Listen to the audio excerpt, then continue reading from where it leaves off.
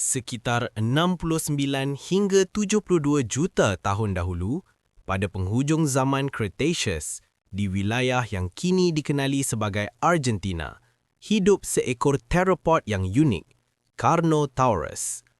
Carnotaurus tergolong dalam kumpulan Abelisaurid, keluarga pemangsa yang mendominasi Gondwana, benua selatan purba.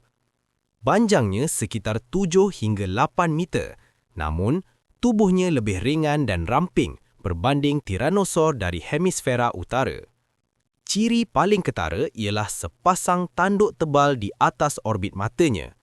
Struktur tulang menunjukkan tanduk ini kukuh, berkemungkinan digunakan untuk interaksi sesama spesies, mungkin pertarungan ritual atau paparan dominasi. Lengannya pula sangat tereduksi, lebih pendek dan lebih tidak berfungsi berbanding Tyrannosaurus. Ini mencerminkan tren evolusi dalam Abelisaurid.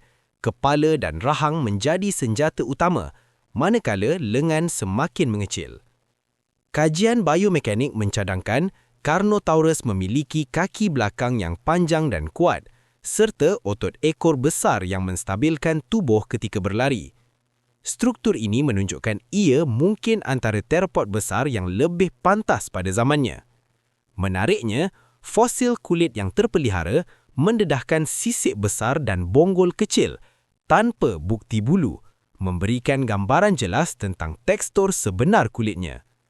Carnotaurus bukan pemangsa terbesar di bumi, tetapi ia mewakili cabang evolusi yang berbeza. Eksperimen semula jadi dalam kelajuan, adaptasi dan persaingan ekologi di dunia selatan purba.